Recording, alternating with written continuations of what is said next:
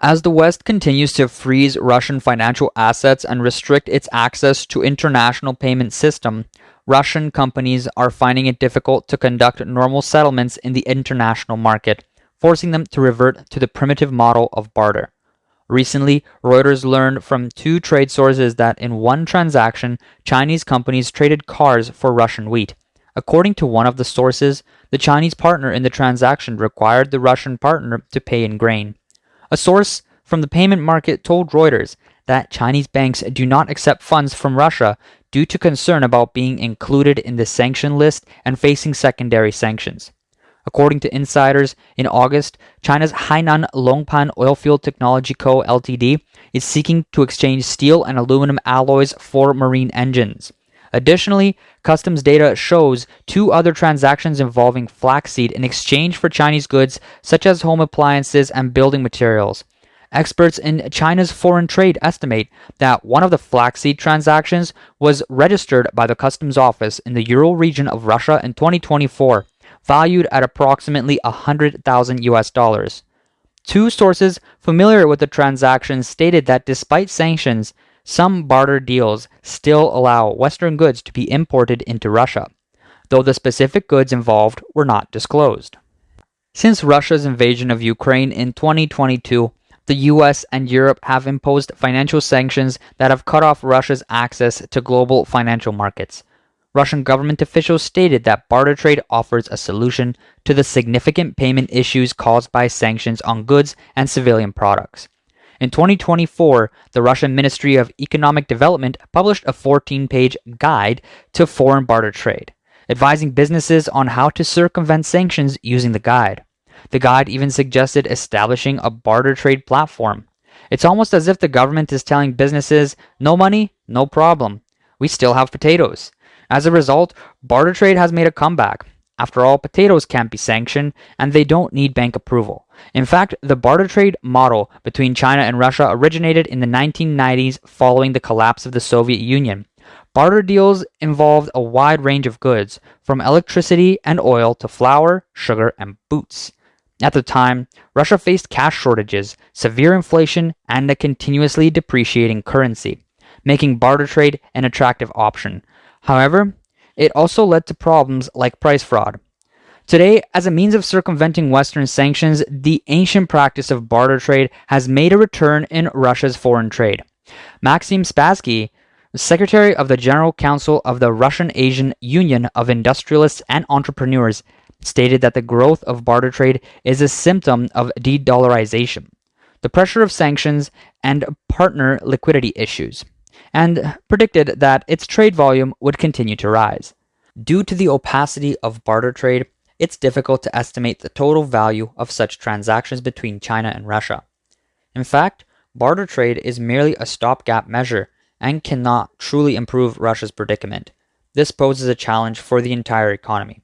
Without cash flow, businesses cannot pay taxes, and government revenue decreases, which naturally weakens its ability to support the economy. This creates a chain reaction. Without sufficient foreign exchange reserves to support the ruble, Western sanctions intensify, leading to a continuous depreciation of the ruble, soaring prices, rising costs of imported goods, and the overall economy being dragged into a quagmire. Even Russia's central bank stated that, technically, the economy is in recession, with high inflation rates. Currently, China is Russia's largest trading partner, a position it has held for 15 consecutive years.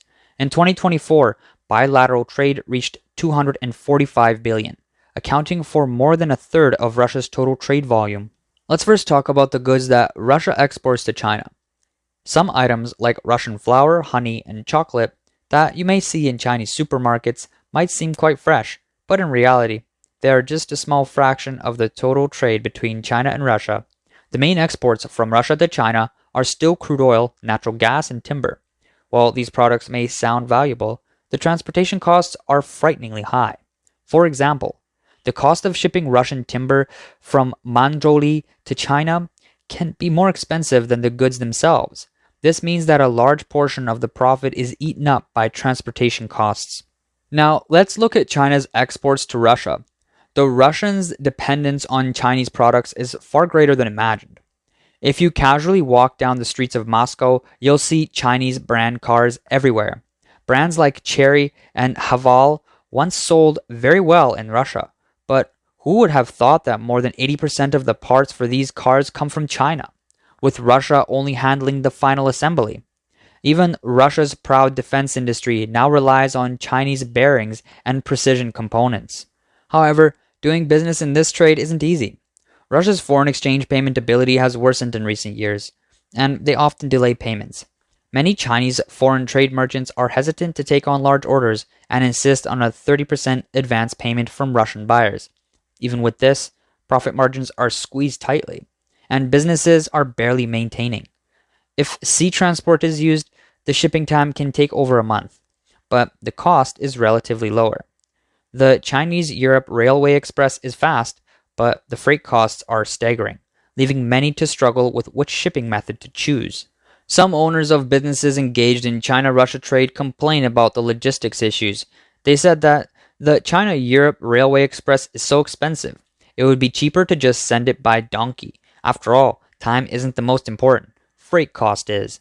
Although this sounds a bit exaggerated, it reflects the fact that transportation costs are ridiculously high.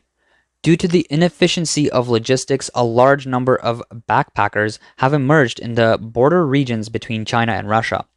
These human porters frequently cross the border, acting as carriers for goods.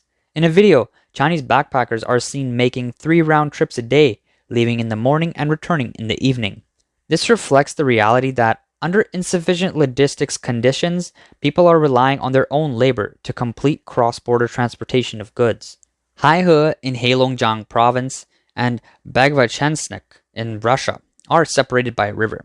The distance between the two cities is surprisingly short, with a ferry ride taking just a few minutes. On September 15, China's trial policy of visa-free entry for Russia ordinary passport holders officially took effect, allowing them to stay in China for up to 30 days for business, tourism, family visits, exchanges, or transit. Now, on the streets of Haihe, groups of Russians can be seen carrying large and small bags, heading towards markets, pharmacies, and electronic stores. They appear anxious and hurried, looking less like tourists and more like people on an important mission. Why are they coming to China? Because in Russia, they can't buy, can't afford, or can't guarantee the quality of what they need. Medicines, daily necessities, and medical services that are available in China are either out of stock or outrageously expensive in Russia.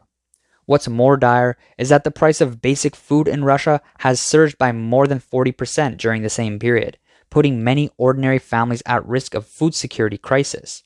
The middle class in Russia is facing not consumer downgrading, but survival anxiety. Some say the influx of people at multiple border crossings in Heilongjiang province is boosting local economic development. But those who understand the situation see that behind this lies the reality of material shortages and economic distress in Russia, as well as a strong dependence on Chinese goods, including medical services. Russia's economic situation in 2025 can be described as grim beyond words. The collapse of energy revenues and the toll of the war have made life increasingly difficult. As Chinese scholar Du Ben put it, although Russia's economy has been more resilient than many experts expected, without the support of the Chinese Communist Party, CCP, Moscow would be in deep trouble.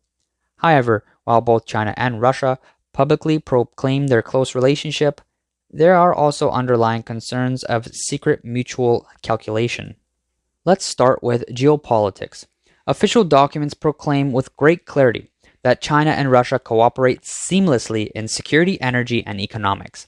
Yet, when you dig into the details of the agreements, you find that both sides leave certain terms vague. Take energy cooperation, for example.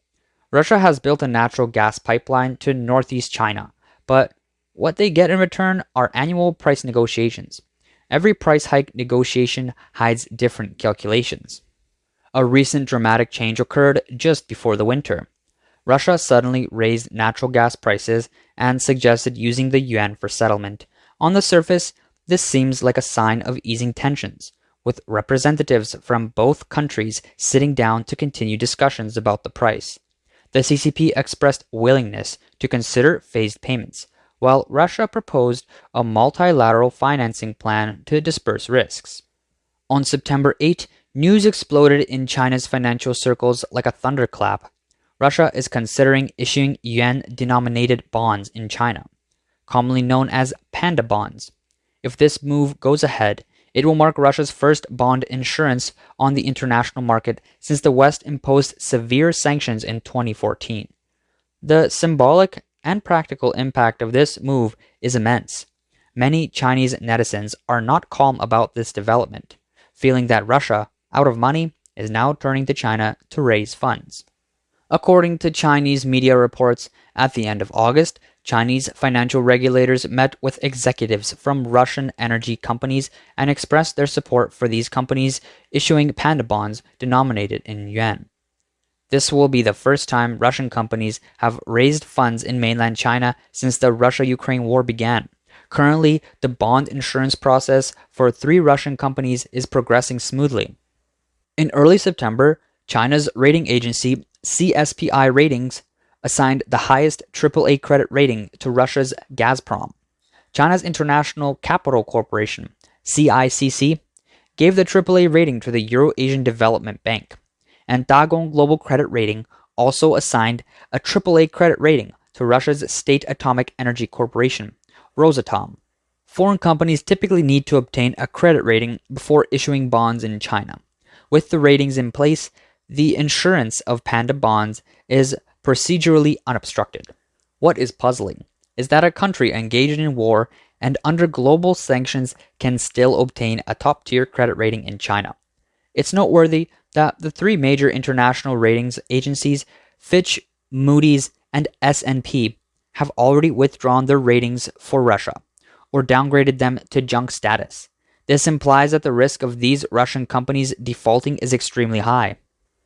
In other words, if Russia fails in the Russia-Ukraine war, the likelihood of debt default is very high.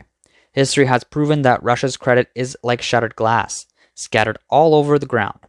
In 1998, Russia experienced a debt crisis, with the government unable to repay its national debt, including both domestic and foreign debt, leading to severe global financial turbulence. Experts believe that Russian companies receiving China's highest AAA credit rating is not a reflection of market trust, but rather a blatant political gamble. Beijing wants to rationalize the absorption of Russian debt in China's financial markets. Once labeled with the AAA tag, Chinese banks, insurance companies, and fund managers are forced to legally take on this debt. The CCP is essentially using political will to pressure financial institutions to invest, which can be seen as replacing market credit with political credit. But the question is, can political credit be exchanged for US dollars? When the debt crisis hits, will this AAA rating act as a shield? If Russia defaults again in the future, it could cause a catastrophic shock to China's financial markets. In fact, these bonds are not intended for ordinary Chinese people. Chinese investors are unlikely to put their hard-earned money into bonds from a country embroiled in war and facing severe sanctions. This is like picking up chestnuts from the fire. Many of China's so-called Russia supporters, who usually shout their support for Russia, are mostly performing for the CCP. If it came to actually putting their own money into supporting Russia, they would immediately shrink back. What sends chills down netizens' spines is that if state-owned financial institutions directly purchase these bonds, ordinary people will be forced onto this pirate ship even if they don't want to. One netizen expressed their disbelief. Using our money to buy our own things? Isn't that essentially giving it away? I really can't believe this. Another said, at this moment, buying Russian yuan-denominated bonds in China is like buying Evergrande stocks after the chairman Xu Jiayin was arrested. Totally mindless and extremely risky. Some warned, what's happened to Russia's economy?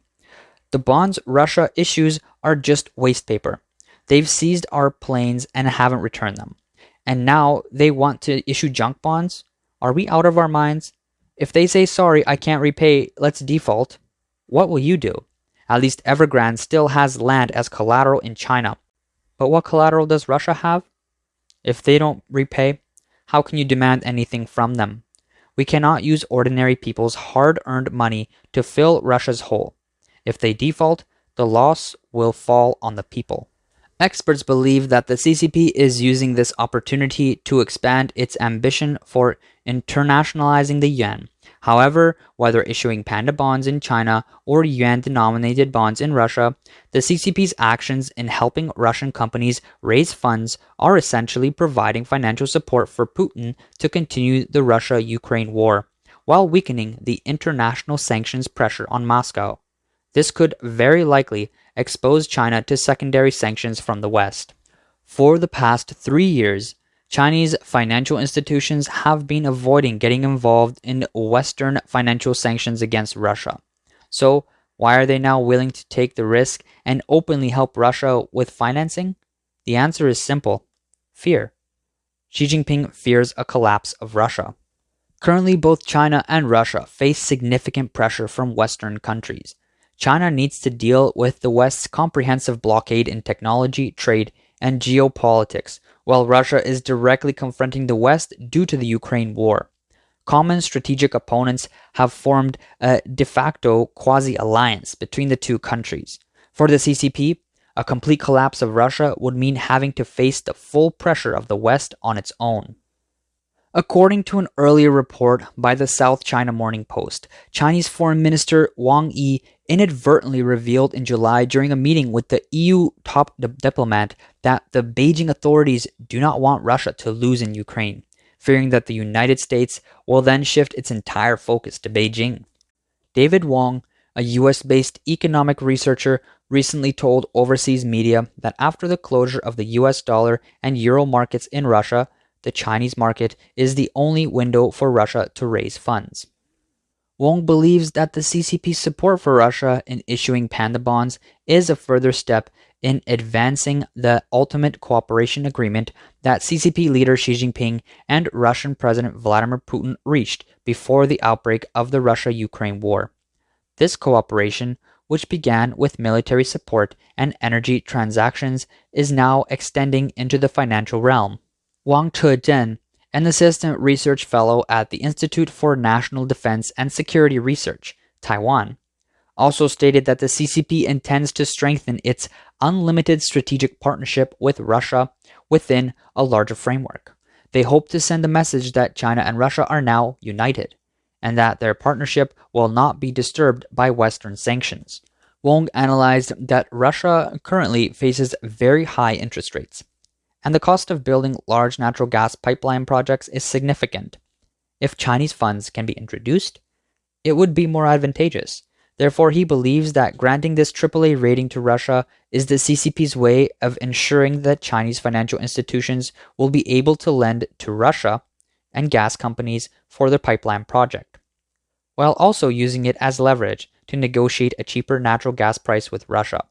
As a result, it is evident that whether in military, economic, or political matters, the CCP must provide Russia with certain benefits. Otherwise, once Russia collapses, the CCP will face great pressure.